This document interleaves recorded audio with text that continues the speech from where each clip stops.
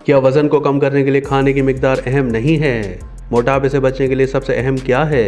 نئی تحقیق میں حیران کن انکشاف۔ اکثر لوگوں کا خیال ہوتا ہے کہ وزن کم کرنے کے لیے کیلوریز کم کرنی پڑیں گی، لیکن ماہرین کا کہنا ہے کہ کھانے کی مقدار نہیں بلکہ معیار اہمیت رکھتا ہے۔ ایک مطالعے کے مطابق وہ لوگ جو بہت زیادہ پروسیسڈ فوڈ، میٹھی غذائیں اور ریفائنڈ دالوں سے بنی اشیاء کا استعمال کم اور بھرپور مقدار میں تازہ سبزیاں، پھل اور خالص دالوں کو اپنا معمول کا حصہ بناتے ہیں، وہ صرف 1 سال کے عرصے میں اپنا کافی وزن کم کر سکتے ہیں۔ اس سے ثابت ہوتا ہے کہ اس بات کی اہمیت ہے کہ آپ کیا کھاتے ہیں، نہ کہ یہ کہ آپ کتنا زیادہ یا کم کھاتے ہیں۔ یہی چیز آپ کی صحت کو بناتی یا بگاڑتی ہے۔ مطالعے سے پتہ چلا ہے کہ معیاری غذاؤں پر مبنی خوراک کھانے کی حکمت عملی ان لوگوں کے زیادہ کام آئی جو کم چکنائی اور نشاستے والی ڈائٹ پر عمل کرتے تھے۔ یہ بھی پتہ چلا ہے کہ موروثی طور پر فربا لوگ اور انسولین استعمال کرنے والے یعنی ذیابیطس کے مریضوں پر اس قسم کی ڈائٹ کا کوئی خاص اثر نہیں ہوتا اور ان کے وزن میں کمی نہیں دیکھی گئی۔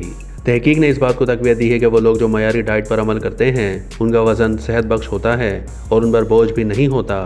وہ اس کے ساتھ کافی عرصے خوش باش زندگی گزارتے ہیں۔ وہ لوگ جو صاف ستھری اور صحت بخش غذاؤں کو ترجیح دیتے ہیں، ساتھ ہی پروسیسڈ فوڈ اور ریفائنڈ فوڈز جیسے کہ ڈبل روٹی، چھنا ہوا سفید آٹا، سوڈا، سافٹ ڈرنکس اور میٹھے اسنیکس سے پرہیز کرتے ہیں، وہ ایک صحت مند زندگی گزارتے ہیں۔ یہ مطالعہ اسٹینفورڈ یونیورسٹی میڈیکل اسکول کے سائنسدانوں کے ذریعے کلینیکل ٹرائل کے تحت 1 سال تک جاری رہا، جس میں 18 سے 50 سال کے 609 افراد نے حصہ لیا۔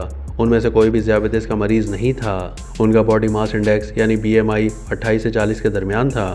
اس مطالعے میں DNA کا بھی تجزیہ کیا گیا تاکہ معلوم کیا جا سکے کہ موروثی تغیرات جسم کے اندر فیٹس اور کاربوہائیڈریٹس یعنی چکنائی اور نشاستے کے پروسیس پر کس قدر اثر انداز ہوتے ہیں۔ یہاں یہ بھی واضح ہے کہ باڈی ماس انڈیکس کی رینج 18.5 سے 24.9 ہو تو اسے صحت مند تصور کیا جاتا ہے۔ ان تمام لوگوں کو 2 گروہوں میں تقسیم کیا گیا۔ ایک گروہ کو کم نشاستے والی اور دوسرے گروہ کو کم چکنائی والی ڈائٹ اختیار کرنے کو کہا گیا۔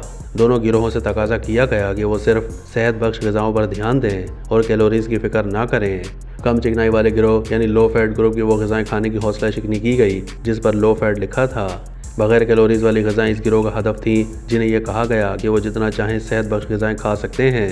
1 سال کے بعد یہ نوٹ کیا گیا کہ وہ گروہ جو کم نشاستہ یا کاربوہائیڈریٹس استعمال کر رہا تھا اس کا اوسط وزن 5 سے 6 کلو کم ہوا اور دوسرا گروہ جو کم چکنائی استعمال کر رہا تھا اس کا وزن 4 سے 5 کلو کم ہوا۔